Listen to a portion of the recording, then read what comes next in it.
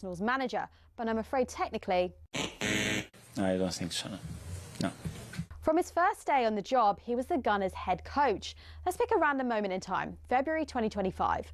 Only 6 Premier League bosses actually held the official title of manager rather than head coach. Man City's Pep Guardiola, David Moyes of Everton, Ipswich boss Kieran McKenna, Southampton's over from Erik ten Hag, a man who had held the title of manager. Might come as a surprise that Amram's appointment marked the first time ever that Man United had a head coach instead of a manager. But to understand why they made that decision, you also have to get what the difference is between a head coach and a manager.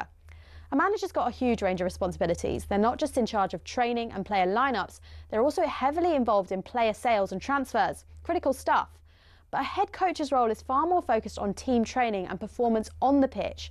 So whereas Ten Hag was highly involved with decisions around transfers during his tenure, the intention was that Amram wouldn't be, at least not on the same level. And as the sporting structure at Man United changed under Sir Jim Ratcliffe, people like Sir Dave Brailsford took charge of transfers instead. How all those roles play out in practice may be slightly different at different clubs though. On the other hand, the contracts of actual managers like Pep or Moyes had no limits on their job role and their involvement with transfers and contracts. But those guys are actually in the minority now, and it's a change that's happened pretty quickly. In 2019, there were only 6 head coaches in the Premier League, but by 2025, there were 14. A clear indication that more and more clubs are moving towards a model where the guy in charge is actually only really in charge on the pitch. And the way things are going, it might not be long before all 20 clubs have got head coaches, and the job position of football manager in the top flight is no more.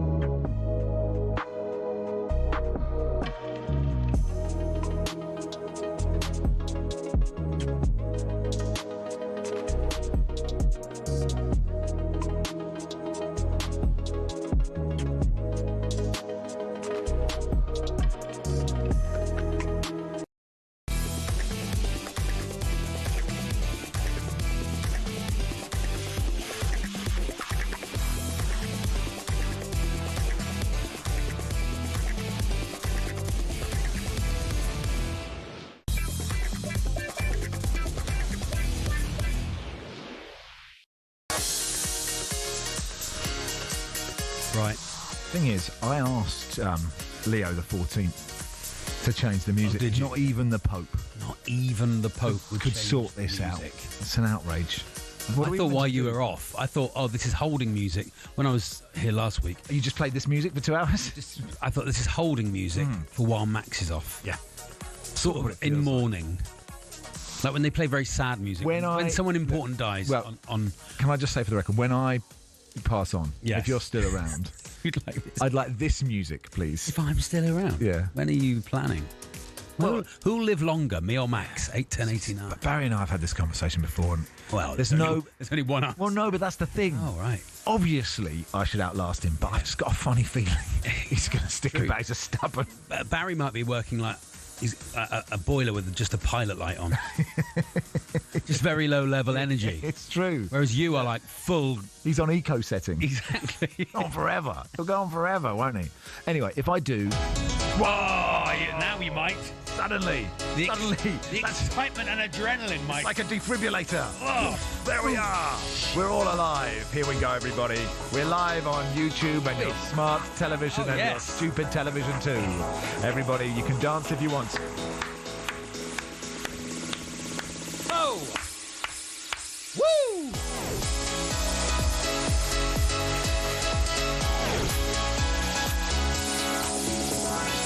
Good morning, everybody. This is the world's biggest sports radio station. It's talkSPORT. My name's Max Rushden, alongside me, Charlie Baker. And Charlie, this is just any warm-up. This is the double award-winning, award-retired, GameDay retired warm-up, Max, on Saturday, the 20th of September, 2025. And at 12:30, it's Liverpool, the Reds, versus Everton, the Toffees, in the Premier League. It's a talkSPORT exclusive, presented by Rashmin Chowdhury. Commentary from Sam the Sausage Gilet Man Matterface, and former Liverpool midfielder and Everton coach, Charlie Adam, the OB producer. Oh. It's Declan McCarthy. Miles an hour, walk 500 more. The speed of man, walk 1,000 miles. Go get it! And then at 12:30, it's Leicester versus Coventry in the Championship. It's a talkSPORT 2 exclusive, presented by Natalie Sawyer. Commentary from Adam Stamford Bridge and former Leicester winger Mark Albrighton, the OB producer. Oh, it's Adam Bridge.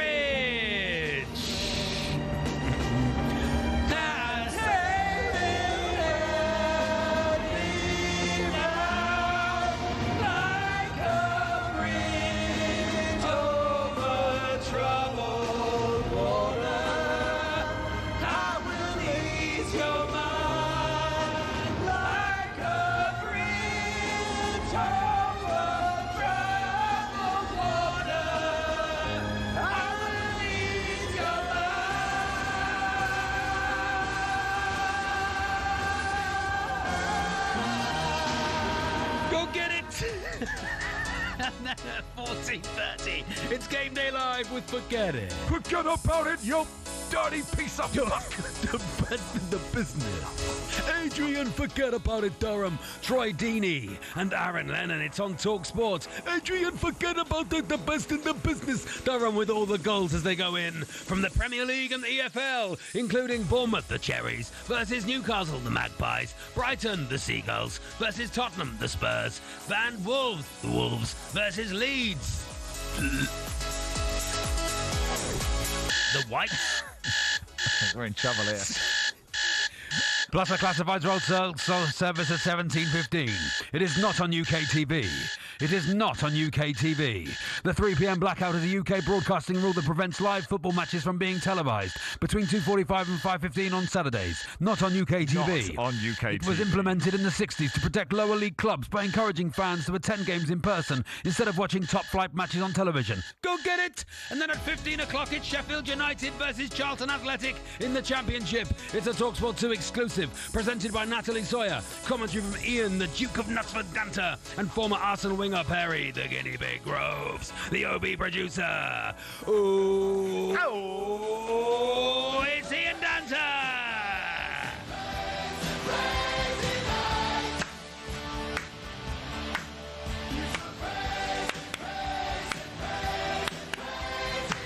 Go get it! And then at 20 o'clock, it's Fulham versus Brentford in the Premier League. The Cottagers versus the Bees in the Premier League. It's a talkSPORT exclusive, presented by Faker Others. Commentary from Big Joe Shannon and former England captain Stuart Psycho Pearce, the OB producer. Oh, it's Salah Ahmed.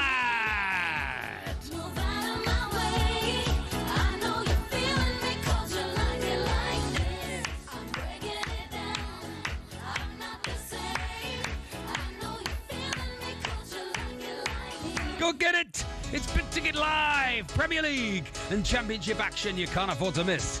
Wow. Jonathan says, I'm a 46-year-old man. I'm not sure how the go-get-its have become by far the highlight of my week, but it's amazing. Go get it, Jonathan. Go get it. Go get it. Mark says, welcome back. Great to see the gibbering idiots together. I thought maybe you'd gone to Azerbaijan. He's written, or somewhere.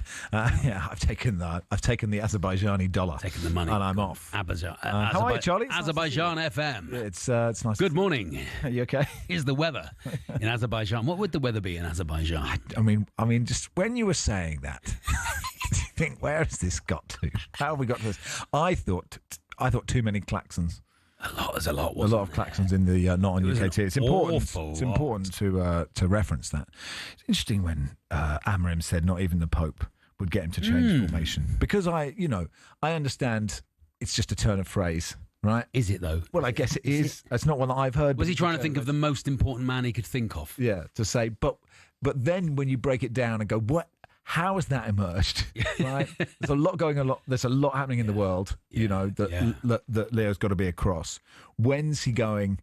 Ruben, I just don't think 3-4-3 is working. If the Pope turns up. When you get does he WhatsApp Ruben Amorim or does he ring him? I don't know. And how do you know? Are you sure it's the Pope? When you get an audience with the Pope, do you think when the Pope met Jack Charlton, that's actually what he's doing? It's not giving him a blessing. He's actually saying, I really like that you're playing 4-4-2. I'd maybe pick Cascarino over Quinn. Because, John Paul did play a bit. He did. Yeah. He did. He knew. And I was wondering if there were 12 apostles, Max? Mm-hmm. Yeah, so I'm wondering who's on the bench. I wonder which apostle's on the bench, right. Which one he's leaving on the bench. Jack. Jack the Apostle. Jack the Apostle? Not an expert in this field. It's not talk theology. Okay, I was going to just say I wonder if when they're working out, if they're putting the apostles in. We've got a lot of egos to deal with, haven't you? And what you've got to try and treat the one apostle on the bench as a finisher now, and not a substitute. It's not all about being in the starting. Judas, he's not actually allowed in the. He's training with the kids. Was he an apostle? Was he an apostle? Do the fans call Judas a Judas? Yeah, Judas. Yeah, they like me. They like me. It's my actual name. It's really good. For the one person, it really works. That's it. If you have a kid now, call them Judas, and if they make it as a footballer, Judas. Judas. That was a shambles, lad. That was a shambles, lad. Says Paul. Keep it up. Okay, lovely. Jake says I'm about to go in for a golf lesson. Now pumped for game day. Okay. With Bridge Over Troubled Water ringing around my head. It was a beautiful rendition, as ever. Really good. Matt says absolutely spectacular. That. Listen, some people like it, some people don't. It was long, wasn't it? It was long. No, I thought it was really tremendous. I know Andy Jacobs moans about it. You're kidding. Andy Jacobs moans. Stop. Hold the phone a second. He was on last week. Was he? He did it from home. Imagine that, Max. He did this show? Co-hosting this show from home. That's an absolute travesty. It's from home. It's an embarrassment. People should be in this studio or not allowed to work. He enjoyed it. Did he do the go-getters? He got involved, sang along, got involved. Did his little giggle. I felt like Sue was going to be in the background shaking her head.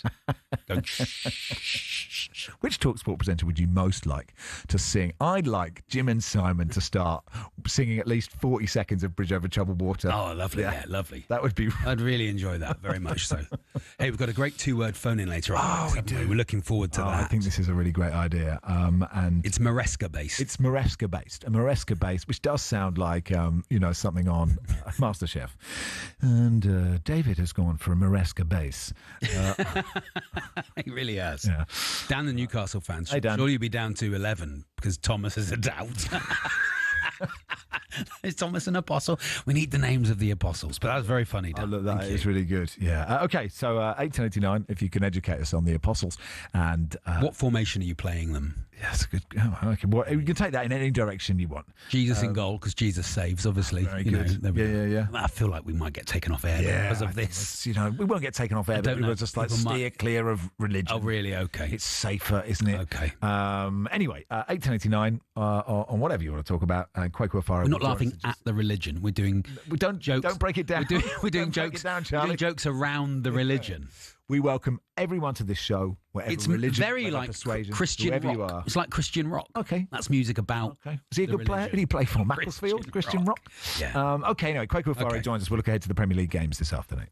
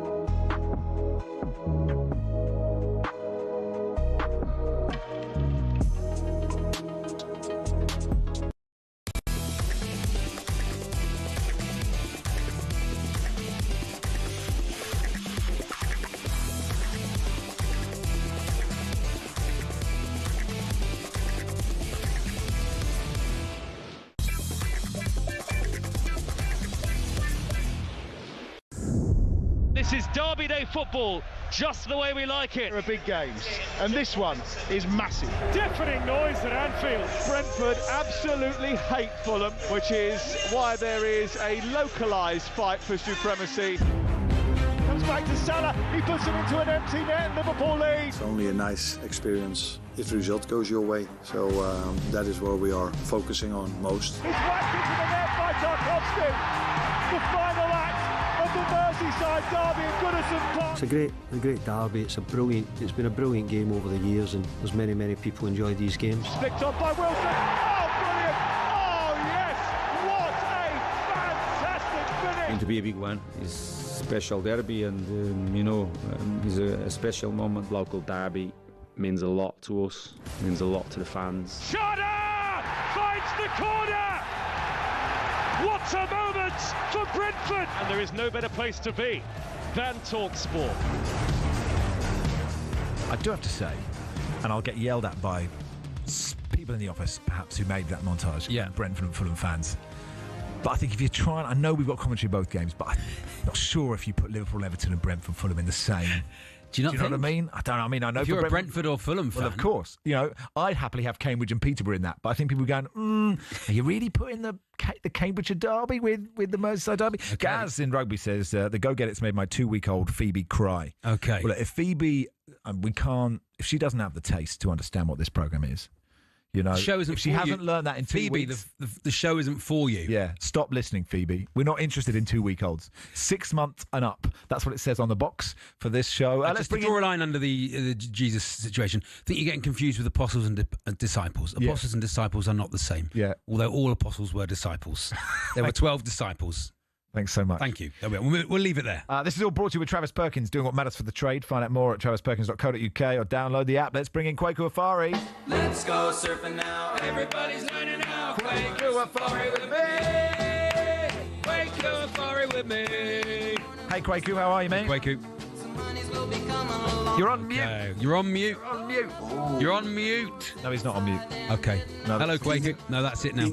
Can you hear me? Yeah, yes, can hear you now. Right, let's do some actual sport because people are getting annoyed with us. 12:30, Kwaku, the Merseyside derby, Liverpool. Now, I've said this, but other people said if football matches were only 80 minutes long, Liverpool would have no wins this season. But obviously they're not, so why are people saying that?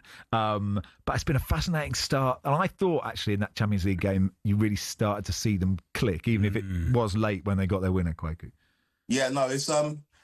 As Liverpool, if you're a Liverpool fan, you'll take it, right? You've won all your games. You've had difficult fixtures as well. If you look at, they had to play against Bournemouth, who are going really well in the Premier League this season. Had to play against Arsenal, who are probably going to be their title challengers this year. And they've got some really, really good results and beat Atletico Madrid midweek, despite the fact they let up a 2-goal lead. So I know people talking about Liverpool getting fortunate of these last-minute winners, but again, I don't want to be cliche here, but it's the sign of champions. It's just what they've done this season. And eventually, it's going to start clicking in terms of performance. And I agree with you, Max. We did start to see that against Atletico midweek, despite the fact that the game was tight towards the end. And I think this is the game where Liverpool do finally start to fire on all cylinders. And Everton have been good this year, but they're never good at Anfield. And David Moyes is never good at Anfield. He's played there, or he's managed there 20 times as a manager and never won. And so I think this is set up for a Liverpool win. But Everton have been decent. Look at the performances of an Iliman and Jai, who I really, really like. Obviously, Jack Grealish has got all the plaudits.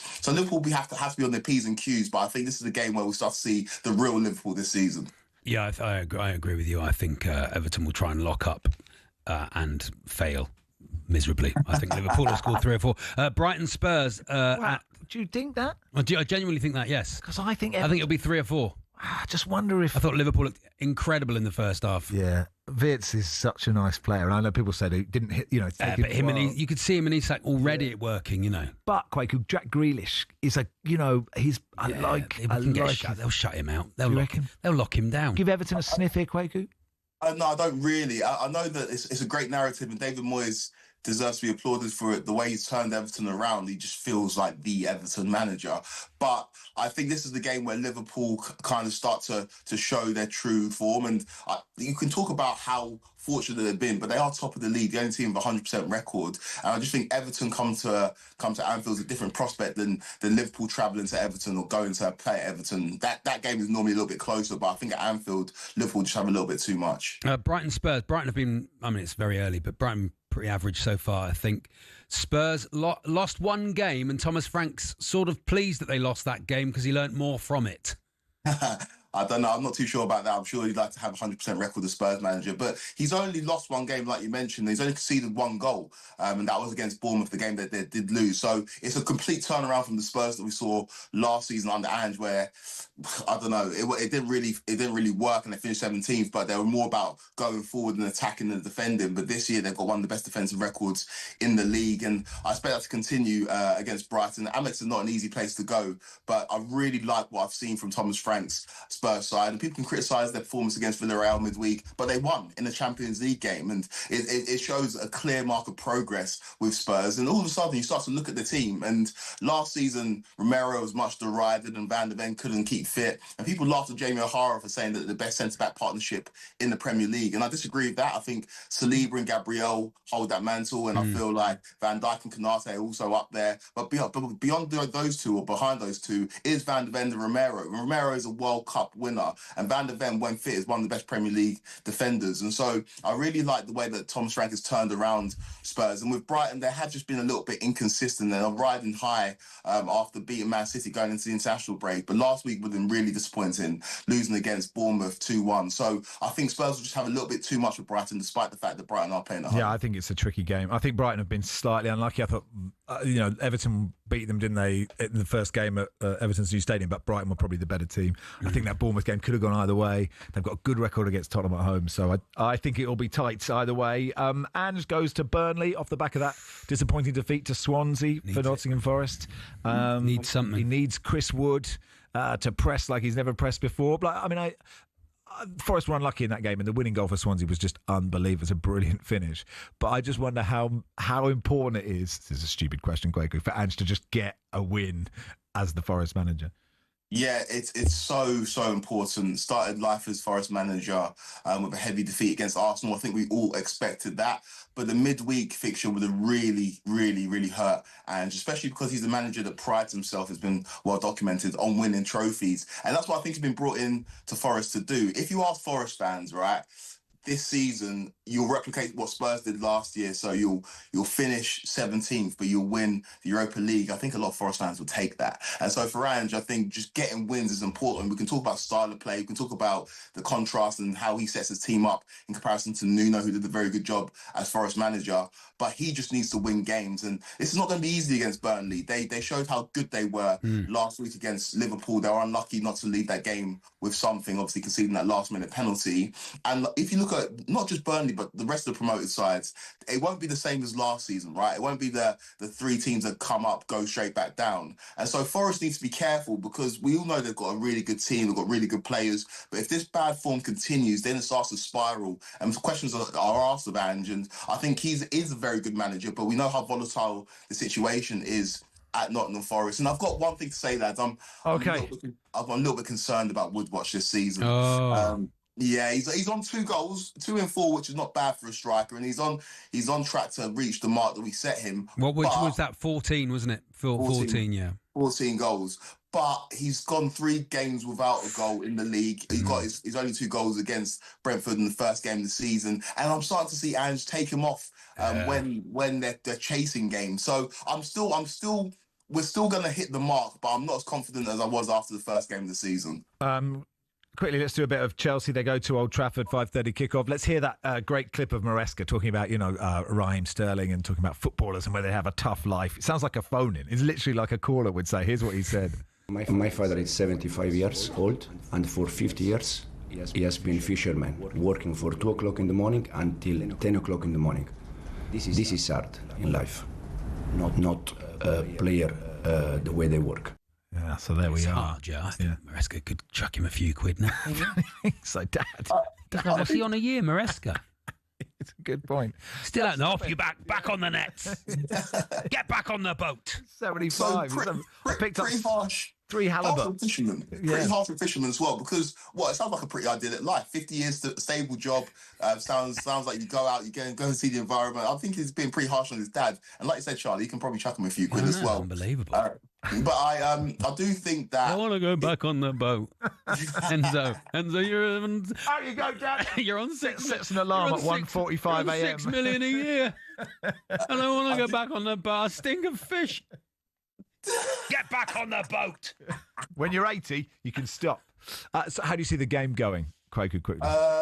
So I'm 32 right now, obviously a Chelsea fan. The last time I saw Chelsea win at Old Trafford, I was a teenager. It's 2013, May 2013, the last time Chelsea won at Manchester United. And think about how poor United have been in that time frame. So it's not a happy hunting ground for Chelsea going away to Manchester United, but we've seen how poor Man United are. They seem like a club in turmoil. I think Ruben Amorim is searching for answers. It's pretty forthright of his opinion that he's not going to change his system or formation. I do think that chat is overplayed a little bit, right? It's just about getting results, and so putting 11 men on the pitch, you can go and get results, and more about motivating the players than his system, I think, anyway. But this is a United side that were heavily beaten last week by Man City, and Chelsea, off the back of that disappointing draw against Brentford and obviously being taught a lesson by Bayern Munich midweek in the Champions League, we'll be looking at this fixture as a must-win if they want to challenge the big boys this year. Chelsea are still unbeaten, but haven't really yet played their best football. But I think this is the day that Chelsea finally break that hoodoo at Old Trafford and beat Manchester United away from home. All right, good stuff, Quaker. Thanks for coming on. Cheers, guys. Take care. Cheers, some feedback. This one says, Arsenal scored a few last-minute winners at the start of last season. We got nothing but abuse for it. Rub Liverpool's belly, though. So that's a nervous Arsenal fan realising they're not going to win the league already. Gavin says, if football matches were only 2 minutes long, Brentford would won the league last year and Mbumo would have the golden boot. Where do you want to stop? That's a good... He does say ha-ha. Kel says, did talkSPORT get fined every time someone says the word Sunderland? Yeah. We do. We do. And Barry says it a lot. So actually, I'm down. Even after 13 years, I'm actually down.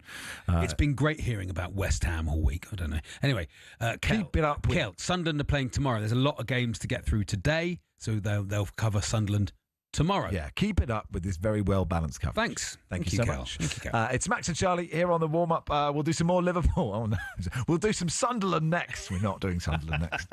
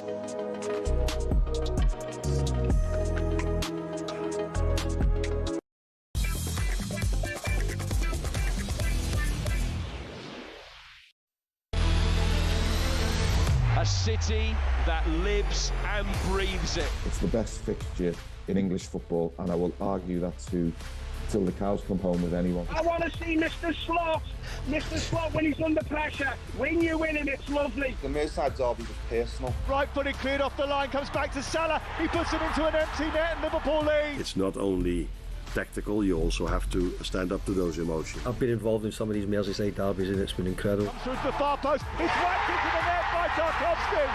There's a mini pitch invasion. There's an overspill of emotion. David's long overdue a good result at Anfield, and he'll fancy his chance. It means that Liverpool are back on top of the Premier League table. They're showing champion form in the sense of you're winning when it's not great. It is a feisty derby, a test of credentials, where the football takes precedence above everything else. Are you ready for it? Do you know what, that Tarkowski goal? Oh. My favourite moment of last season. You know, moment. That man, that sort of middle-aged man running on the pitch, picking up a corner flag and sort of waving it like a sort of medieval spear, and you know, just how this thing can liberate emotion is just mad, isn't it? It's a wonderful moment. I'm sure even Tony Evans will agree that was a really great moment for football as a whole. Right, a broadcaster Liverpool fan, eh, Tony? Oh yeah, it was brilliant. And then, of course, then you've got the altercation. You know, Curtis Jones running over. Yeah, it's all going off. Yeah, that's what football's all about. Exactly, totally. Great. And you still won the league, so it didn't matter in the end, did it? No. What do you think of? We were just saying. I felt, and I know they've scored lots of last-minute goals, and you know, you're probably not going to win every game if you're still level in injury time, but I just thought against Athletic there were moments where you saw Wirtz and Szoboszlai and Isak combining, and Salah probably is the best game he's had this season. I just thought they look like they're starting to click. And you looked at the bench as well. Oh, yeah. Super strong. Yeah, before the season, I thought the rest of the league probably had a 2-month window to take advantage of Liverpool. You know, the new players trying to gel and being a bit sort of... you know, things not working out. And these last-minute winners have sort of changed all that. Probably they won't be at the best until October. So, yeah, so you'd think Everton will look... David Moyes will have been looking at what's happening. He'll be looking at the midfield and the fact that Slot hasn't got the balance quite right. And he'll think, I can take advantage there. Obviously, the right back's an issue. You know, who's going to play there? Because Grealish has been fantastic and is fantastic. But you know what? Liverpool are getting closer to being really, really good. And yeah, I love the way people are talking about these last-minute winners as if they're a negative thing, going, oh, this can't be sustained. Haven't you people ever heard of Fergie time? Yeah. Just the fullback thing is interesting, because in a game like against Everton, you do wonder, would you play Conor Bradley and Andy Robertson? It is slightly safer. They're still both very good players. Robertson did really well in midweek. Kirk hasn't quite hit the ground running. Yeah, and the problem is the knock-on effect. If you do that, then, you know, what you do with Szoboszlai, who deserves his place without a doubt. Yeah. And where does that leave McAllister? You'd think in a red meat game like this, you need McAllister in there. You know, he's an interesting case, McAllister. The opposition love to kick him, so he must be niggling where, you know, you don't see. But yeah, so the knock-on effect, I personally think you need a dedicated right back against Grealish today, because, you know, there mightn't be... you mightn't get the support you need there because of the way the midfield's working. But yeah, there's a lot of questions for Arne Slot about, you know, how he balances this team. But you know what? The wealth of attacking options. And if it is 0-0, you know, when you get to about 85 minutes, can you imagine how twitchy all those Evertonians are? I bet they never slept last night because they were thinking about that. And Curtis Jones is back today. I think he's been out injured, isn't he? And I think he's had a great start to the season. He looks really good. Ekitike missing that chance towards the end in the week did remind me slightly of Darwin Núñez. Oh, that's cruel. That's cruel. Ekitike has a really good start, and he should be back today from the start. But then you'd think you'll see Isak at some point. And again, it's all the time for David Moyes and Evertonians. As every minute goes by, if they're still level, they'll be thinking, you know, Isak's on his way, and then, you know, then you've got these late goals. I mean, maybe it'd be better for everyone if Liverpool just go 3-0 up early doors. No one will have to worry. Yeah, that's true. What's the feeling amongst fans, Tony, amongst Liverpool fans? I'm assuming that they want to now build this legacy and build over the next few years. It not be just a one-off and then not win it again for a few years, but they want they've got the squad now to do it for the next 3 or 4 years at least. Yeah, they have to, really. And the mood inside the club is that, the title, obviously, retaining the title is a big deal, but they really are keen on going further in the Champions League. And by further, I mean winning it. But you know what? There's optimism right across Merseyside, because I think Everton have got loads of reasons to feel good going forward. Moyes has changed the whole mood there, the whole atmosphere. The new ownership's come in, and there isn't the negativity that there once was. Yeah. And Jack Grealish is going to be a joy to watch this season. My only fear for him is that he'll be so good and that Manchester City will want him back, especially if Pep does a Klopp, which wouldn't surprise me either, and leaves at the end of the season. So they have a buyback on Grealish. That's interesting. I mean, it is. You're right, Tony. He's on loan. Is he on loan? Oh, is he on loan? Yeah. I don't know. It is rare. Look that up. Yeah, probably he is. It is rare to ever say, I'm looking forward to watching Everton. Like, I don't know when I last felt that, but you genuinely are, because of like Hit and Die and Dewsbury Hall and Grealish. It's like they're fun. Yeah, the players they brought in this summer, were really exciting. And, we don't know what we're going to see from Barry. And I expect we'll see Beto today, because he caused Liverpool so many problems last year. But if Barry pans out, they're going to have a very, very positive attack. And yeah, I'm very optimistic about Everton's prospects this year. Good stuff, Tony. Thanks for coming on. He is on loan. He's on loan. He's on loan. Thanks for fact checking. Thanks, Tony. Yeah, cheers, Tony. Have a good day, mate. See you soon, chaps. Tony Evans there, right, Liverpool fan. Commentary, of course, of the Merseyside derby after us. Game day. Rushden is your host.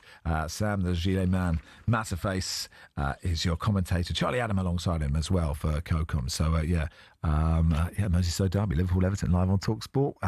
That's big, but it's not as big as the return of Graham the Judge Courtney in How Tall Are They? Home to Uma Gurav. We pray for Uma today. Guilty.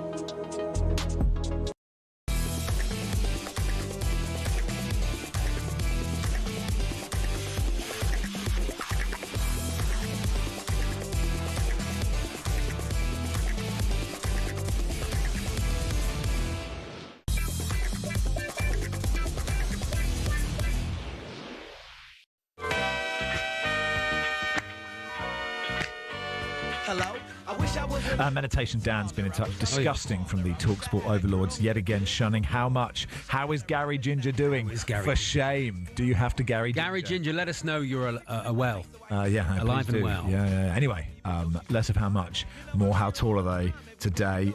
It is, we're in the last 16, first legs. What were the scores the last two? Were they good games? Can you even remember who was playing? Any idea? I cannot remember. Does anyone remember? No. Anyone remembers? Someone amended this. Did someone amend the spreadsheet if they could? Anyway, at home today, it's one of the favourites for the competition. It's Graham the Judge Courtney. Here come the judge. Everybody know that he is Woo! Guilty. Send him down. 25 years. Everybody. Order in court. To stop this war. All those kids got to listen to me because I am the judge and you can plainly see. I want to be guilty. No parole. I won't sit down to wonder square. Welcome, Graham Courtney. How are you? Graham. Hello, Graham Courtney. Hello, Graham Courtney. Hello, Graham Courtney. Oh, no. Maybe he's in prison. Maybe or he's in court. He's in court. In session. He's in session. In session. I am here. Oh, you're there. Overruled, sustained. The Graham the Judge Courtney. Greetings. How are you? Yeah, good. Well, still getting over Thursday and things like that in Newcastle. That was of course. A wonderful night. I actually worked at the club back in '97 when Tino got the hat-trick. And that was the day also, by complete mistake, I showed the Gallagher brothers from Oasis around St James's Park. I'm glad you said around St James's Park and not, Oh, no.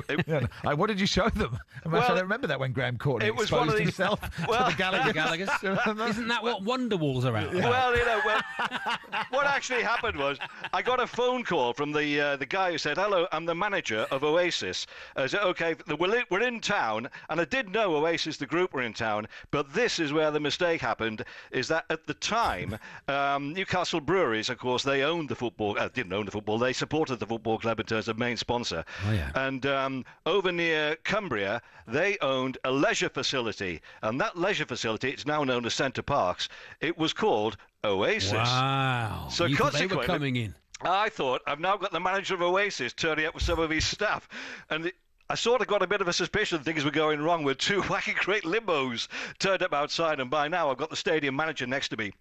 And he said, the brewery's got to be furious if he sees how much they've paid for those limos. Anyway, at which point we suddenly realised there was something wrong when a load of roadies got out, followed by the Gallagher brothers. So, and that was Send him down. Send him down. And I put them in prison for 30 years. Anyway, we could do the life and times of Graham Courtney, but that's not what this is about. This is how tall I enjoyed it. And you are home to Uma Gurav. That's biography was. Shake the room. Shake the room. Shake the room. Tick, tick, Uma. Uma, welcome. How are you? Great. You know what? I'm going to make that my new ringtone. Because I just get such a kick out of hearing that. Come on, Uma. The thing is, Uma, games don't get bigger than this and harder than this. And, Graham Courtney is one of the... he's loved by the fans. Like you are in a very in many ways, he's the only reason How Tall Are They happens, because we just like his music. Yeah, absolutely. But listen, Uma, don't let that stop you, right? You are... Everyone is against you right now. That's what you need to know. Everyone is against you. That's sad. How are you feeling, I love it. I'm the villain. Yeah. This is where I thrive. I've always wanted to be in this position. You are the villain of How Tall Are They. Right, let's play, everybody. And just to prove this is it's weighted in the judge's favour, we're doing Graham's. In fact, we're not doing Uma's, we're doing famous Graham's, aren't we? Maybe Uma's next time. Yeah, possible, anyway. So here we go. So you have an advantage, Graham the Judge Courtney, not because we just love your music. But here we go. Graham Lasso. How tall is Graham Lasso, Graham Courtney? I would say he is 5'10". 5'10". Uma Gurav? To go off Graham's answer here, since he knows Graham's best, so I will go for 5'11". Here come the judge. Guilty! Order in court. Jail for life. Everybody. There we go. 1-0 then. 1-0 to Graham the Judge Courtney. Over to you, Charlie. Uma Gurav, how tall is West Ham United manager today? Who knows about tomorrow? Graham Potter. Graham Potter. Oh, I think he is 6 foot. 6 foot tall. Graham Courtney, the judge. I'm going to say 6'1". Here come the judge. Ceiling court. Joking. swatting Uma Gurav aside with no care for the world. Free for life now. Free to live a free life. Innocent. 2-0. 2-0. Could it be a 5-0 whitewash? Extraordinary. Graham Taylor, the great Graham Taylor, Graham Courtney. How tall? Graham Taylor. I shall say 5'9". 5'9". Uma Gurav, 2-0 down. You need this. I do. I'm going to go for 5'11". Oh, 5'10". Uma. The door was open. Hit the post. Yeah, I mean, still 2-0. I will say the other thing going against Uma is a lot of these people, she won't actually know who they are. Yeah. No, she's I a wasn't learned, gonna say that. Yeah, learned voice of football. How old are you, Uma? 24. 24. Yeah. Sure, I don't think she'll know who any of these people are. Let's move on. Uma Gurav. How tall is George Graham? Ex-Arsenal player, manager, Tottenham manager for a bit, Leeds manager. If I keep saying 5'11", it might be right. Gone eventually, so I'll go 5'11". Okay, Graham Courtney. 5'10". Here the crowd goes. Boom! Shake the room. She's back. 2-1. Out of nowhere, Uma Gurav. Tick. We thought this game was dead, but it's 2-1 now. And, you know, to get a draw away at Graham Courtney would give Uma Gurav a great chance in the second leg when we do 5 famous Umas, which is going to be tricky. Tricky. Yeah. I think I'm probably the second most famous. You probably are. How tall are you, Uma Gurav? Right, here we go then. Graham Courtney, you need this then. Graham Gooch. How tall is Graham Gooch? I don't think. I think Graham Gooch 6 foot. 6 foot. Uma Gurav? I don't think Uma knows who Graham Gooch is. No, I don't. But let's just say that he is 6'2". Here comes the judge. Guilty. Send her down. 25 years. Silence. 3-1 win there, Graham. Easy meat. Yeah. How do you feel? Overwhelmed. Overwhelmed. So, yeah. It's a great performance, Graham Courtney. What are you doing this weekend, Graham? Are you working? No, I was the Borough were playing last night, so this weekend I'm completely clear. Ah, lovely. Okay. I'm going to oil the decking, if you must know. You're not good stuff. Oil the decking. Not a euphemism. That's not. It's not a euphemism for something. Take your time.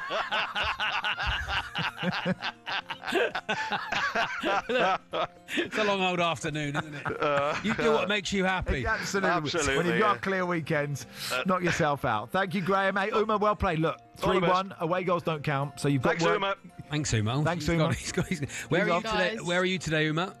You WSL? I'm off to Chelsea Leicester tomorrow, which could be a similar whitewash, I think, to be fair. So yeah. Chelsea, good. But you've got a second chance in the second leg. It's in about 3 months' time, Uma. So get focused. Start thinking of cricketers for the 80s to help you through. And Uma, of course. And Uma. Cheers, Uma. Cheers, Graham. What a game! Bye. Great game. The Sizzler's been in touch. Oh, thank you. Bye, Graham. He just faded up. I like Graham Courtney faded up for the whole show. Just thank you so much. Off to oil the decking. You know what I mean? Well, what's the catchphrase for Graham? Isn't it? Don't you know? I don't know what it is. The judge hitting those heights like he hits his gavel in court. Absolutely. That's from the Sizzler. Yeah, well done, the Sizzler. So anyway, all we need to know is how tall Uma Thurman is 5 times, and we've got next games. Ryan's been in touch. Hi, Ryan. Loughborough. Famous Grahams. How can you not mention Graham Yallop, the famous Australian cricket captain who brought about the cricket helmet? Oh, we are. How could we leave Graham Yallop out? I always knew that we get criticised for leaving stuff out, but you're right. That is one for the deep. We've really missed that. We're gonna come out of the studio head in hand. Have a good think. We didn't remember Graham Yallop. Idiots! These men are idiots. Why are they allowed on the radio? What are you doing on talkSPORT? There are other better presenters doing better shows where basically hours are dedicated to Graham Yallop. And here we are. Who was best? Graham Yallop. Uma had said, she's written a book about Graham Yallop. She knew all about Graham. Lars Sivertson joins us in just a second. We'll look ahead to the Premier League games this afternoon.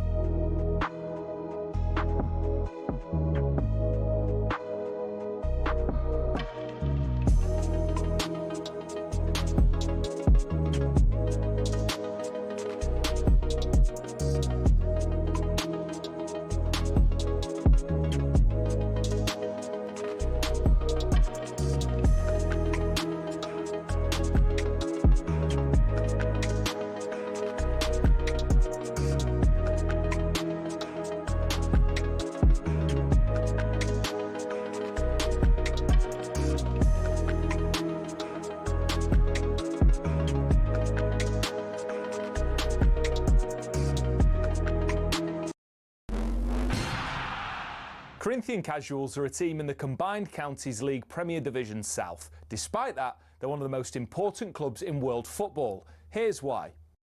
The club was formed in 1939 as the result of a merger between Corinthians FC and Casuals FC.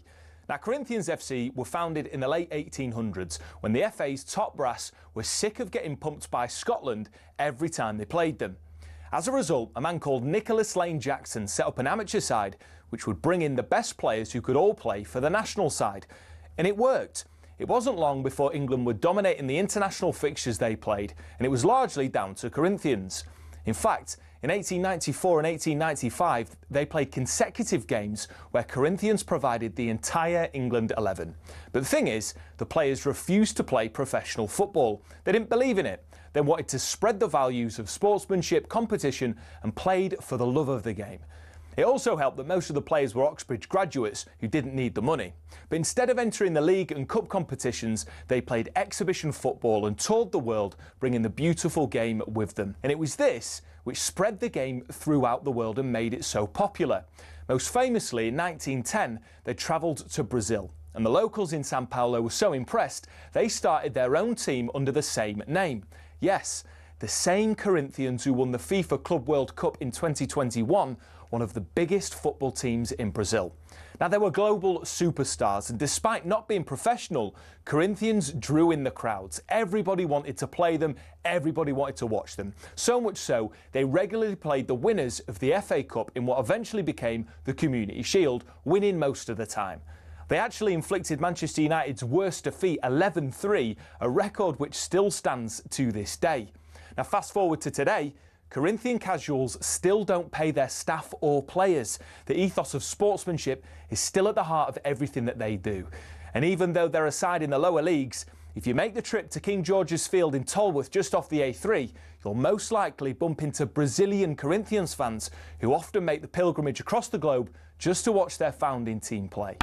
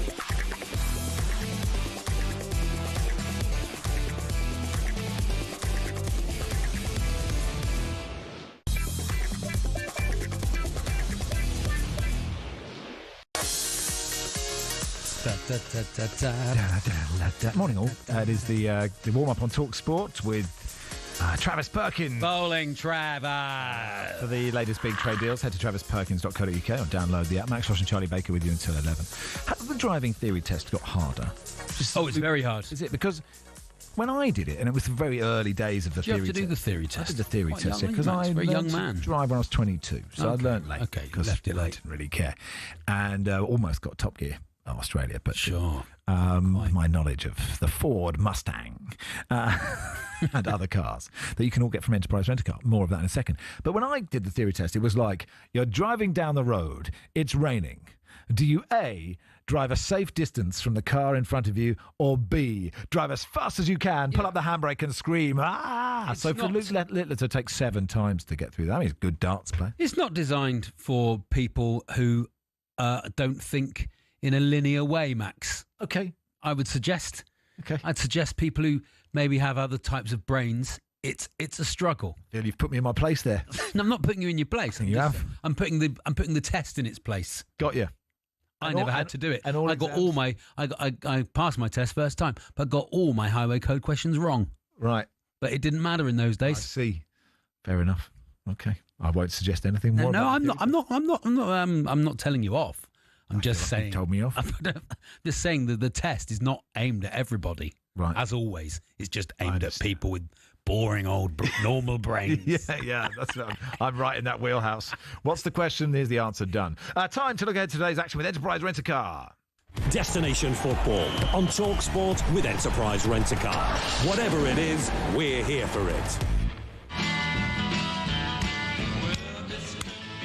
Lars, be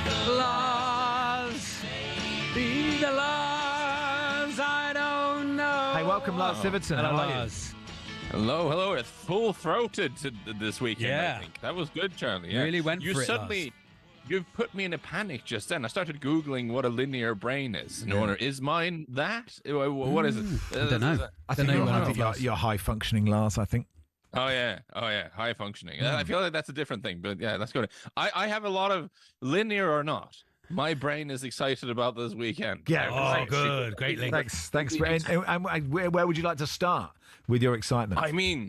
I mean, where do we start? Should we head straight into the Merseyside? Yeah, let's do it. This is coming up quite soon, because this is one of those things we've talked about this, haven't we? Like, do we actually believe in the power of head-to-head records, or are they nonsense? And I'm kind of on team nonsense. I don't think it really matters what's happened in the last 20 games, but undeniably, Everton's record at Anfield, not amazing. It is one of these things. David Moyes' record away to Liverpool, not amazing. So maybe they are up against a little bit of sort of past the hoodoos here. But they've looked kind of exciting so far, this Everton. I feel like Everton has been one of the positive stories this season. So who's going to win? Yeah, come on, Lars. I do think Liverpool will win. Having tried to build up, but it feels like one of the things I think David Moyes has been accused of over the years is of being a little bit too cautious, being a little bit too defensive, especially away to these big teams, of not trusting his team enough to go out and do stuff. But I just want to, now that you've put, Jack Grealish has had such a tremendous start to life at Everton. Ndiaye looks exciting. It feels like this is a team that actually has got quite a bit going for it going forward. And they are facing a Liverpool team who, while terrifying in attack, and they really are, do seem to have certain weaknesses at the back. So I won't go so far as to predict an Everton result here. That feels scary. But I'm hoping we will see an Everton team that will go there and just think, you know what? Yeah, we might as well go for it. If we tend to lose this game anyway, why not go out swinging? Can we do Man United Chelsea? There's some interesting games there. I want to get to West Ham in a second, but how do you think Man United Chelsea will go? And where's the pressurometer on Ruben Amorim? Not even the Pope will stop me playing 3-4-3. I mean, I did not expect that from him. Amorim is becoming one of the great sort of, I'll just use a very insulting term here, but one of the guys who, like, when you put a microphone in front of him, really anything can happen. I mean, he does say things that you don't expect. I mean, the current Pope, I'm not sure he's a big football guy. The last guy was. The last guy was a very big football guy, so maybe he would have gotten involved in the United formation. The current one, maybe not so much. And I think with this game, I'm curious about Garnacho here, because Garnacho, of course, hasn't had a lot of minutes yet for Chelsea. Only played 11 minutes in the Premier League so far, and there are probably guys ahead of him in the queue for a starting place. But if you're Enzo Maresca, you must be very tempted to start him here against United. But putting Garnacho out there with a massive point to prove, he seems to be the kind of character who would thrive on that. On the United side of things, I actually, can't believe I'm going to say this. I feel a little bit sorry for them, because we heard Amorim talk about it at the top of the hour there. They have been missing chances. Like, this is true. This isn't just a slightly desperate manager trying to justify his current position and his current malaise. United, it's a little early to look at the XG, but United actually have produced the second highest XG in the league this season. Like, in terms of chances created, they've been going okay, but they have been missing a lot of chances in front of goal, which is one of those things that I'm not sure we can really blame the manager for. So while results not positive, a lot of negativity, people freaking out, on the field there have been some little signs of improvement, maybe, possibly. I always want to say that that Amorim is working in his second, possibly third, possibly even fourth language when he says these things as well. So, which I don't know what language you're speaking in, Lars, but you're really, really intelligent and great. West Ham v Palace. Linear brain. Linear brain. I just think. I think Graham Potter was never the right choice, isn't the right choice, and probably needs to win today. I don't disagree with any of that, Charlie. I never the right choice. I don't know. I mean, I'm kind of curious. I know I'm meant to throw opinions out into the ether here, maybe not so much you, but never the right choice, Charlie. Why do you say that? I just don't think he's ever been the right choice. Been the right choice. I don't think he. I don't feel like he's ever got the vibe of the fans. I said it initially. I can't imagine him walking into Canning Town and into a pub and everyone going, "Oh, great, Graham Potter's here." I can't imagine. Do you think that is necessary? Like, no, I think the West Ham manager needs to eat jelly deals with a manager. No, that's not what I mean. With a team, especially like West Ham, they feel like they need to have a symbiotic relationship with the manager. I feel like they need to feel like, especially as they've not got a ground that they feel at home in. Okay, you need something to anchor you. That's a fair argument. I will buy that, and it does seem like they've had some of the recent times when West Ham have been a happy place. They do kind of like these sort of slightly larger than life characters who are sort of come out with interesting quotes and have a commanding presence.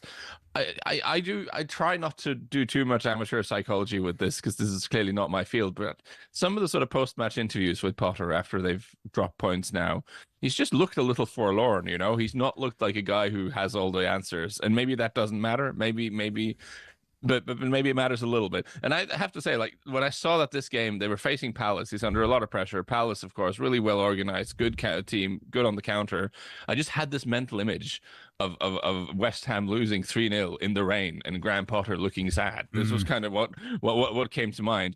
But more specifically with West Ham, I've looked at this. Over the games they've lost, the defeats they've had in the league this season, if you look at the games, the goals they've conceded, there's a very clear trend here. Against Sunderland in the first game of the season, they conceded 2 goals from crosses into the box.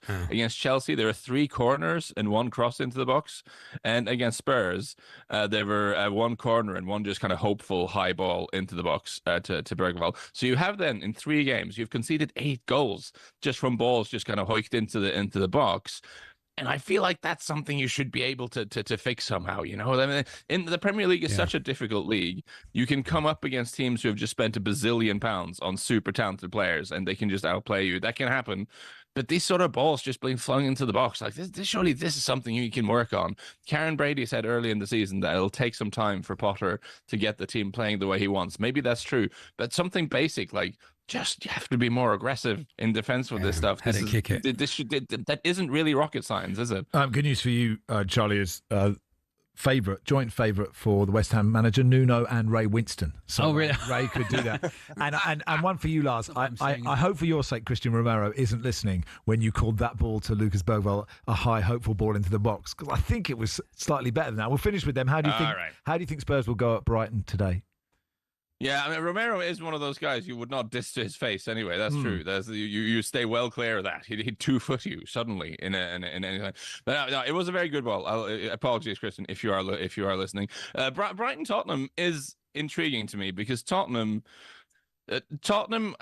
It's interesting how Tottenham have just completely changed and how quickly that has happened. Last season under Ange, they did put together some quite sort of thrilling attacking moves at times, but they were just so open at the back and would concede silly goals all the time. So far under Thomas Frank, it's been the opposite. Like they've suddenly become like quite solid at the back, but they don't always move the ball that well. I mean, their passing game has left quite a bit to be desired in the early stages of the season. Now, I personally don't think that's a big problem. I think when you're Thomas Frank and you take over a team and you see, okay, outside of the 3 relegated teams, this was the worst defense in the league last season in terms of XG conceded, then plan A, B, and C the first few months is that you have to stop that. You have to make them more defensively solid. You have to stop them from conceding silly goals all the time. So you build from the back, you build a foundation first. And that's now I mean, they've got what is it, for 4 clean sheets out of the last 5 games or something like that. That really has worked for Frank. And in a few months, you'll want them to pass the ball a little bit better, I think. But for now, not a big issue. Brighton, of course, do pass the ball really well. So this could be one of those where I think you'll see perhaps Brighton have more possession, probably move the ball a little bit better, possibly win the midfield battle. Wouldn't shock me. But Spurs have been so solid, and we do know Brighton have this history of creating, playing well, playing nice football, but not putting their chances away. Spurs seem to have found a solidity at the back, so maybe this could be another one of those solid performances where they get a set piece or they find a goal from somewhere for Spurs. All right, good stuff, Lars. Thanks for coming Lars. on. Anytime, guys. Lars Iverson there. That was a look ahead to some of the players that we feel will be here for it and deliver this weekend with Enterprise Rent-A-Car. Destination football on talkSPORT with Enterprise Rent-A-Car. Here for it. Book now at enterprise.co.uk. Time for a 2-word phone-in. Oh, great. Off the back of this clip from Enzo Maresca. My father is 75 years old, and for 50 years he has been fisherman, working for 2 o'clock in the morning until 10 o'clock in the morning. This is hard in life, not a player the way they work. Okay, so 03717 223344. It might be a 4-word phone-in, but just this is what we want. We want your dad's name, your dad's job, and his working hours. So, for example, Charlie. Alan, car dealer, 9 to 6. David, tropical infectious diseases doctor all the time. So there we go. Dad's first name, job, hours. Dad's first name, job, hours. 03717 223344. It's a 2-word phone in. You're allowed 4 words, but you get the idea. Dad's name, dad's job, dad's working hours to celebrate Enzo Maresca's dad. I don't know what his name is. Giuseppe, 70... fisherman, 2 a.m. to 10 a.m. 037. What a show that would be, wouldn't it? You know, Enzo Maresca's dad was doing live on talkSPORT 2 till 10. That's it. That is a long breakfast show. So yeah, the new host of Fisherman's Blues. Exactly. Jeff Maresca. 03717 223344. Your dad's name, your dad's job, and his working hours. Phone us right now.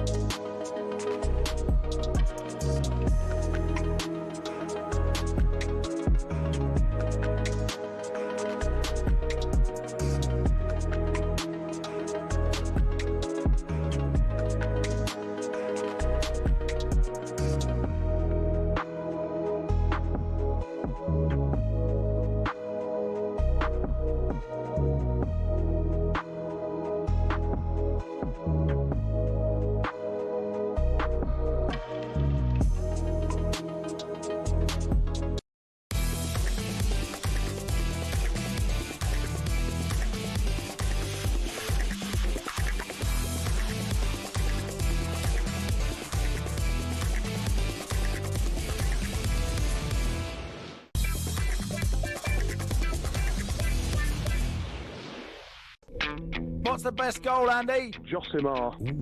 Oh, lovely. Just one word needed. Canio! Ian is a Man City fan. What's the best year, Ian? 2012, Aguero! Oh, never call again. Too many words. Don't use your phone again. Michael, throw your SIM card out of your phone. Throw it out the window. Drive over Burn your phone. Burn it. Michael's a Preston fan. What's the best goal? Poppycock. What a great phone-in.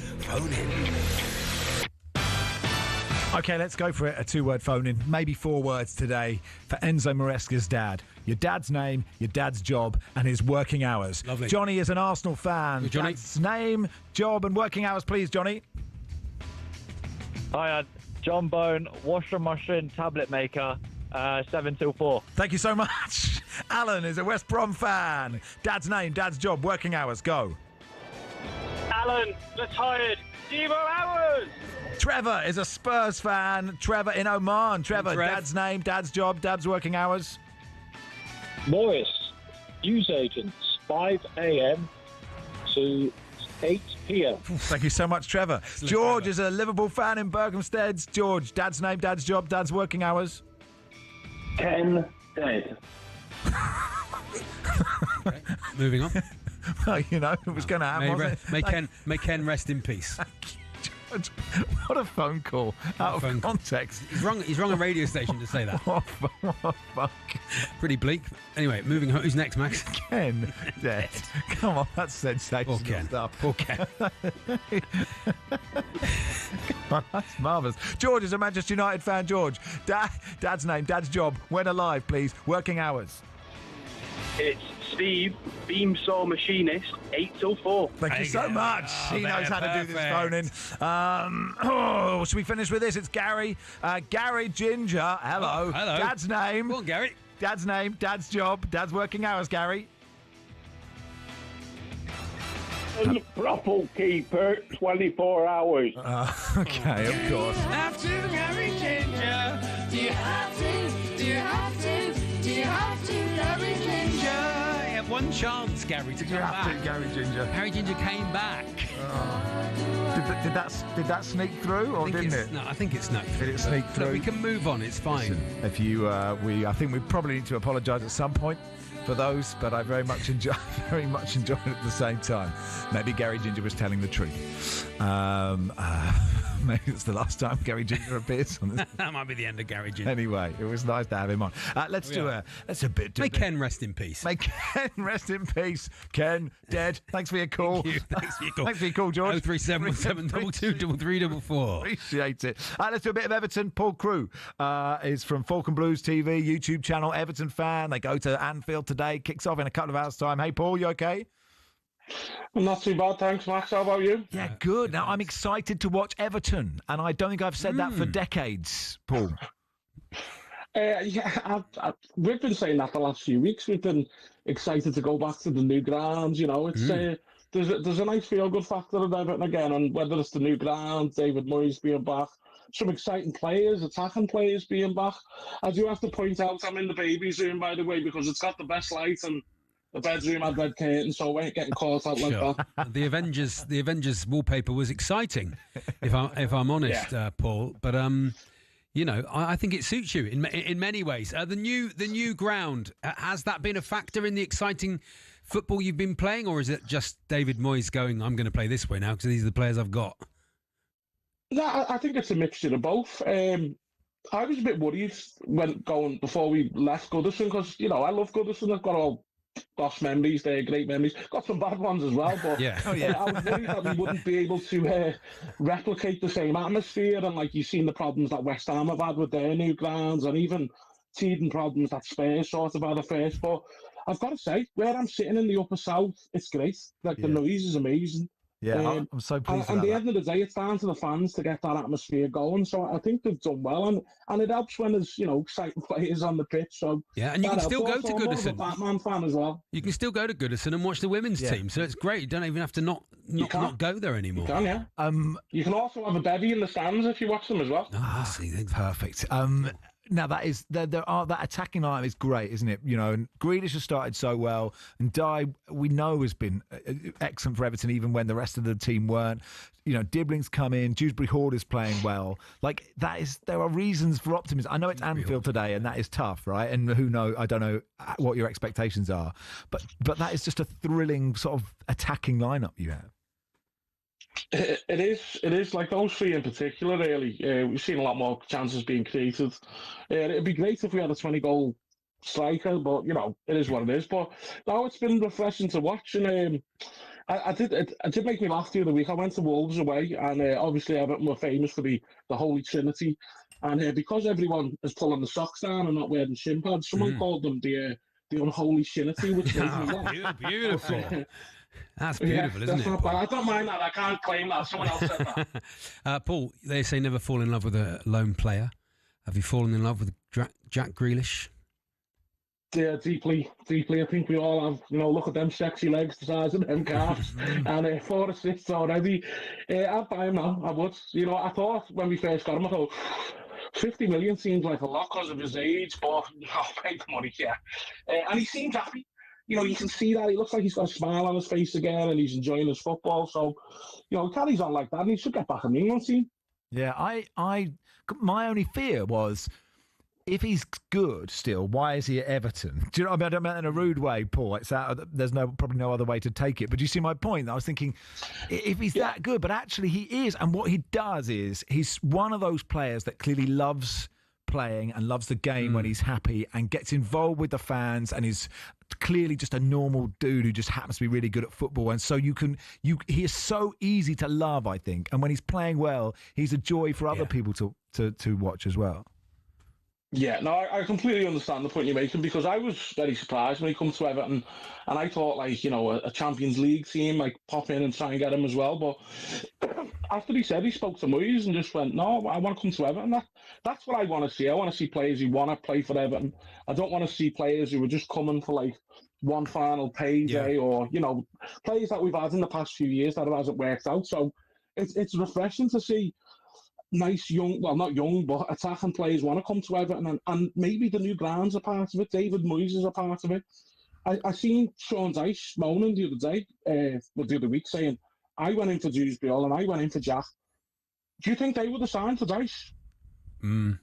Well, it's a good question. I don't know where you play Grealish in the England team, other than maybe on the left. I don't well, know. That's where he would. There's play. Too many other. There's lots of good attacking players, but players. I don't think Everton fans perhaps mind. How do you feel today will go, Paul, finally? Well, look, I'm always pessimistic when it comes to derbies. I hate them. We've had 3 in 6 months, and that's far too many. Yeah. I'm just happy that by tomorrow, it's till April, the next one. But put it this way, I'm a bit more optimistic than I normally would be, just because we have got players who can threaten them. Their defence has looked a bit shaky. But also I know the script with these games. I've seen it happen. They're bound to score within the last 5 minutes or get a penalty or, I hate to say it, but most of the time we're also up against the refs' decisions as well. But I don't mean to sound negative, but it's just you do sound quite negative. That's okay. Well, you did have the Tarkowski. You had the Tarkowski moment, which was such an amazing moment last year. So you can hang on to that whatever happens today, I guess. It was when the Liverpool fans claimed that we won the 2-2 game, but to any Liverpool fans that complain why we celebrated, who isn't going to celebrate a last-minute equaliser like that? But the reason I'm a bit negative is, I don't know, I just grew up. The first 4 Merseyside derbies I attended live, we lost them all. Yeah. First one was that Gary McAllister one. Then what a goal. Yeah, what a goal, yeah. Paul Gerrard's fault that I've not forgiven him. But, I'm not... I think it'll be a draw. I think it'll be 1-1. All right, good luck. Thanks for coming on, Paul. Appreciate your time. Anytime. Paul Crewe there from Falcon Blues TV YouTube channel. And commentary of the Merseyside derby. Kick-off at 12:30. Rushden takes over from 11. And it is the warm-up on talkSPORT with Travis Perkins. Presumably, if they didn't hear the whole 2-word phone-in, probably good for our sponsorship deal. For the latest big trade deals, head to travisperkins.co.uk or download the app. The phone-in.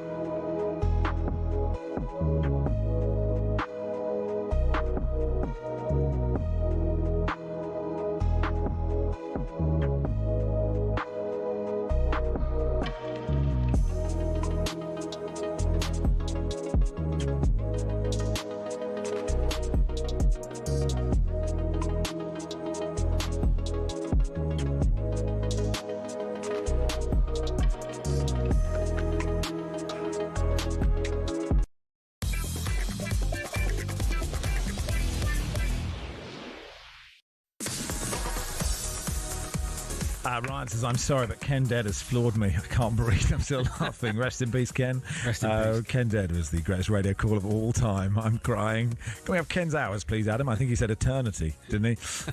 Ken Dead, possibly the radio highlight of 2025, says Mark in Walthamstow. Thank you so much. Great news. This year's baked beans penalties. Yeah, Max and Charlie with you on the warm-up. Let's get the latest odds out of today's action with William Hill. In the Zone on talkSPORT. Brought to you by Final One Standing. New from William Hill. 18 plus gambleaware.org. Terms and conditions apply. You'll be on the Goal Show later, Lee Phelps, on YouTube, on talkSPORT's YouTube channel. And Marcus Speller and Sam, of course, hosting it. Looking forward to that. Good stuff. How are you, Lee? I'm good. Bosses aren't so good. I was speaking to one of our bosses this morning on my way here, Right. and he said it's the worst set of results that we've had in 30 years of him being in the business.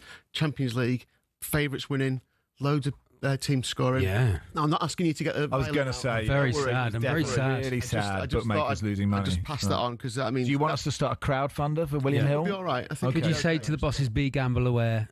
If the fun stops, stop. Yeah, definitely will. So Very good. Good news. Yeah. But there's no stoppers. Final One Standing. Yeah. Still going. We've got Epic Boost today. Final One Standing picks need to be in by 12:30 today. There's 30,000 players left in that 500k game, which we started to start the season. 607 left in the TalkSport League. All right. So hard week as well. Liverpool, over 30% of players have picked Liverpool. Not a big surprise. And when you look at the fixtures today and tomorrow, they're the only really, heavy odds-on favourite. So hard to be. It's a tough weekend, isn't it? Yeah, there's like this split across.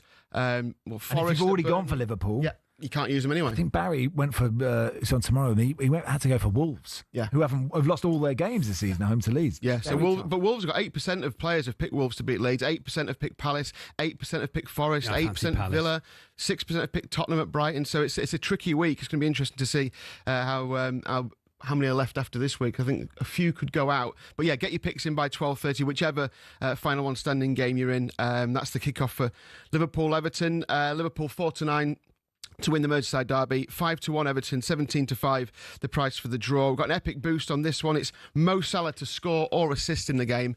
Even money from 4-9. You get impact sub as well. So if Salah hasn't scored or assisted before he goes off, the player coming on carries your bet on. He's done that, scored or assisted in 4 of his 5 this season. He's got 8 goals and 2 assists in 13 games against Everton, so looks fairly likely. I think, as you guys were saying, I think Liverpool to win is a fairly safe bet today. Just looking at his derby record, he's played 13, won 6, drawn 5, lost 2, goals 8. 8 goals in 13 in Merseyside derbies. That's pretty good, isn't it? Yeah, not too shabby. No, not bad at all. Have you got an ACCA for us? Yeah, we've got the ACCA boost. As part of those bad results, someone had a 50p 16-fold. Both teams scoring and won 12 grand last night, so it just kind of puts into context like how the results are going for punters at the minute. So your ACCA boost available on the games today. 4 picks to activate the boost. You can get up to 100% boost with 15 picks, as that punter did. I'm going to go Liverpool to win. I think that's fairly safe. I like Fulham to beat Brentford, live on talkSPORT later, of course. I think Fulham have probably just got more goals than Brentford have. Brentford lost at Sunderland, lost at Forest already. I'm going to go draw in Wolves against Leeds. I think that's a fair result. It's a pick 'em in the betting. I think both will take a point. I like Portsmouth to go to Crisis Club, to win at home to Crisis Club Sheffield Wednesday in the Championship. And I think Chris Wilder will get a win. Sheffield United against Charlton. Charlton out having a great start to the season. So those picks there come to 25-1 with your ACCA boost, which I don't mind. And then we've got Man United Chelsea very quickly. We've got a free football bet if you place a bet builder on this one. Man United 29-20, the draw 5-2, Chelsea 13-8. I think Chelsea look a decent bet. I heard you guys say, I know the record isn't great at Old Trafford, but this is a different Old Trafford now, and I think Chelsea are a different team. So yeah, plenty going on. Bit of racing as well. Got each way extra. Some great racing up at Ayr in Scotland. The Gold Cup there. Got 7 places available on the Ayr Gold Cup with each way extra. You get your best odds guaranteed as well. You got price boost galore. So plenty going on this afternoon. Lovely stuff, Lee. And when's the goal show start? 12:30. 12:30. On all those TV channels and on YouTube. Great. So watch that, please. Lee Phelps there. That was the latest odds brought to you by Final One Standing. New from William Hill. Terms and conditions apply. 18 plus gambleaware.org. In the Zone on talkSPORT. Brought to you by Final One Standing. New from William Hill. 18 plus gambleaware.org. Terms and conditions apply. Merseyside derby is after us. Rushden, your host, Sam Matterface. The Gilet Sausage Man will be a commentator. Alongside him will be Charlie Adam, former Liverpool midfielder. Hey, Charlie, you okay? Yeah, you okay? Yeah, I'm good. And for balance, I don't know if it was good afternoon, good morning, but it's good morning, isn't it? It is good morning, yeah. It's an early kick-off, which sometimes doesn't have the atmosphere, but you sense this one, Charlie, will have the atmosphere. Yeah, there's always going to be an atmosphere. It's a derby match. Liverpool have obviously won every game this season, and I feel that Everton are coming in here in good shape in terms of the wins that they've had, and also that draw last week against Aston Villa. So, no, it's going to be a great game, great occasion, and there's a big, bragging rights within the city. But at the moment, Liverpool have managed to get the results and keeping it late, and even in midweek scoring so late as well. So it's a good habit to have, and they'll be looking to try and win this derby match again. What was your record like in this game, and how much did you enjoy playing in this game? Do all players love playing derbies, or some don't like them? They're the best. They're the best games. I was very fortunate enough to play in an Old Firm derby and obviously the Merseyside derby as well. So they're great games. It's what you look forward to, and I had a decent enough record. I think we won at Goodison, and we won here as well. So I think I won both games when I played. So it's they're the games, and be interesting to see how Everton come here today off the back of 2 wins and a draw in the league, and in a good position, and confidence is a little bit higher than what it would be normally coming into these games. An embarrassment of riches in Liverpool's midfield. Charlie, who are you playing? He's not quite got the balance yet, has he? But who would you be playing? Well, I don't think he'll change. I think he'll go with Szoboszlai. I think he'll go Gravenberch and Wirtz in that front three, and I think there's talk of maybe Conor Bradley coming in to play as right back. So there's obviously changes in the team. Isak probably won't play today as well because of the pre-season that he's not had, and then given the opportunity for Etikike come in, who's done really well so far since he come into the club. So I expect Liverpool to make a couple of changes, but I don't see Everton making any change. I think they'll come with the sort of same team that played last week against Aston Villa, and look to try and be really compact and try and counter-attack, because last year when Everton came here, they caused some problems with Beto at the top end of the pitch and had a couple of chances. So they'll be looking to do that again today.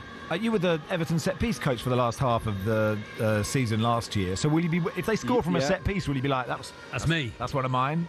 No. To be fair to us, we scored off a set play in the first derby match at Goodison last year, and Beto scored in that night. So something that they work on, really plan in terms of what they do. And listen, if most teams in England now are looking at set plays, is it a massive part of the game? And now you could see that the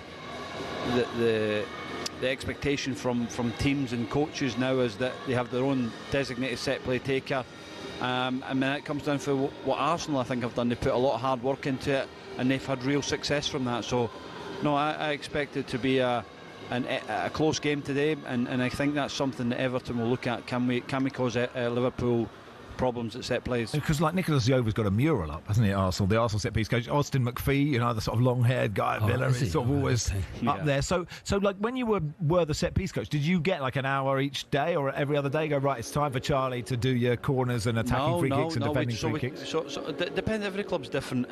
When I was in Everton, you'd be getting 10-15 minutes probably twice a week, right? Probably the 2 days before the game, and we'd do a little bit of practice maybe in earlier in the week as well with maybe the kickers for the week, because it's normally the same lads that are taking the corners, and we just go and practice deliveries, show them areas that we're looking to hit, doing a bit of video analysis with them as well, and getting them ready to prepare them for whatever the manager sets it on. And we always look at what positives that we can affect the opposition, and last year the one down the side was one that we felt that was there because of the gap between the wall and ultimately the outside man in the game, and it worked. But there's a lot of things that go into it, and you take so much video analysis and preparation for maybe a 6-7 minute video of it on maybe a day before a game or on the match day. So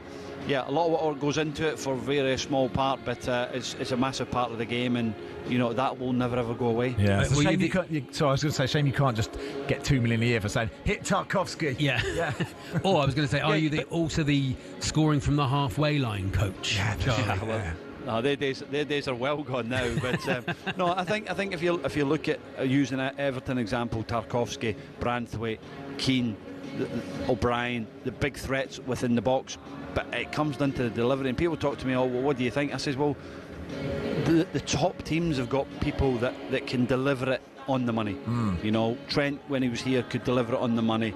Robertson's got a very good delivery. Wirtz now. Then you've got Declan Rice at Arsenal. Man City had De Bruyne. So when you've got a specialist within your team that can actually go and deliver the ball in the areas that you want, I think that's probably one of the key things that you have. You know, you can have the movements, you can have the blocks. If the ball doesn't come to where you want it to go, then that's the big problem as well. So again, having somebody that can go and deliver it to a level that you need and what you want is key as well. Very quickly, Charlie, last gig you went to, because Stuart Pearce always tells us he's been to 5 a week. What was the last gig you went to? Whereas Scott Minto's always Lionel Richie in 1996. Yeah, my last gig actually was probably here with my daughter. What was the famous one that touring in Anfield and that? Oh yeah, Beyonce. Was it Beyonce? Was she? She's going to go mad at me Beyonce or Taylor Swift, Ariana Olivia Grande. Dean. Taylor Swift. Taylor Swift. There you go. I love that Taylor Swift is going. Who? Someone? Yeah, I think she'll be okay though, Charlie. That we couldn't remember. Cheers, mate. Enjoy the game. Cheers, Charlie. Thank you. Charlie Adam there, co-coms alongside Sam Matchface. Always time for time difference. There's always time. It's going to be tight, so Dance might be in a mood about it. We'll see. We'll do it next.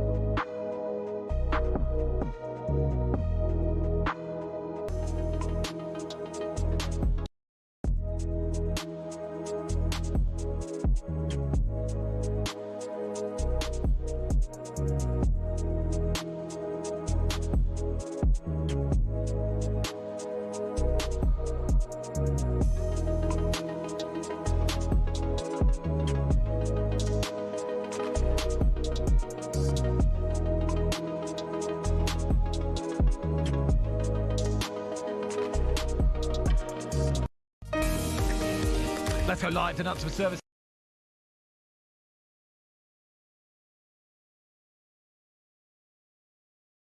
For it, but let's get on with it. Charlie Baker, which hand is my pen in? Yeah, and your left hand, Dance. I just showed you. It was my right. You weren't looking my for a right God. hand. Max, you want to go first or second? Second. Jeff Peters keeping score. Hi, Jeff. Let's go with goal 1. Charlie, Marcus Rashford. He scored 2 for Barcelona against Newcastle. What minute did he score the second goal of those two? Oh, yeah, what a goal that was. Really great goal. What minute did it go in, though? That's the key. I mean, that's the key, isn't it? It was a great goal. Sort of really hit the net. Flannel. Bang. We don't actually have time for this. We don't have time for this. 56th minute. It's not bad. What say you, Max Rushden? 66. Let's hear it as it went in. Rashford, the goal scorer, has headed it on. He couldn't find Lewandowski. He got a second bite at the cherry that he wouldn't have expected. And then has picked one in off the underside of the bar. Well, that went in the 67th minute. Oh, Max, very good. Minute out, Max. Jeff Peters, what are the scores? It's Max 1, Charlie 11. Okay, goal number 2. We go to you, Max. Harvey Elliott scored Aston Villa's first goal of the season in any competition at Brentford in the Carabao Cup on Tuesday. What minute did that go in? It was the 34th minute. What say you, Charlie Baker? I thought it was the second half. I'll go with Max. 37th minute. No idea. No, I thought it was second. Say it with Let's conviction. hear it as it went in. Ball given away by Yano. Harvey Elliott's going to score. It's gone straight through the arms of Valdimarsson. That went in the 43rd minute. Not a bad guess. Right way Regals from Charlie Baker. What are the scores, Jeff? Max 9 out, Charlie 6 out. It's Max 10, Charlie 17. Oh, good stuff. Okay, Good game, goal good game. 3 on-time difference. Arsenal beat Nottingham Forest 3-0 last week, They Charlie, did. in the lunchtime kickoff. Victor Gyökeres got one of the goals. What minute did his goal go in? Oh, can't remember it. I am. You remember it? Yeah, well, 2 till 6 game on Virgin Radio. yeah. All the goals that they go in. Never miss a goal. Never miss a beat. What's his goal? What was his goal? Oh god, it was a header. Was it a header? I think it was a header. Second goal. I'm going to say 60th Flannel. minute. What say you, Max Rushden? 60th minute. Saying 60. 59. Let's hear it as it went in. Here's Eze inside the penalty area. Gyökeres pokes it in past Matt Sells. That went in the 46th minute. Scores, Jeff Peters. Hey, Jeff. Max 13 out, Charlie 14 out. It's Max 23, Charlie 31, 8 in it, 2 to go. 8-2 to go. All right, Good Charlie, game. back with you for goal 4. Slow down, Another goal guys. from a long throw for... I'm doing this. Another long throw for Brentford. Got a goal against Chelsea. Fabio Carvalho scored it last Saturday. What minute, Charlie? Is it me? Is it me first? Max. Max. That's why I asked you. It's me, isn't it? Who is it, Who is it, Dance? Who is I it? don't care. I think I it's just Max don't first. care Max anymore. first. 94th. Yeah, you're right. What It's up say there, you, wasn't it? Charlie Tiny, Baker? tiny little Fabio Carvalho.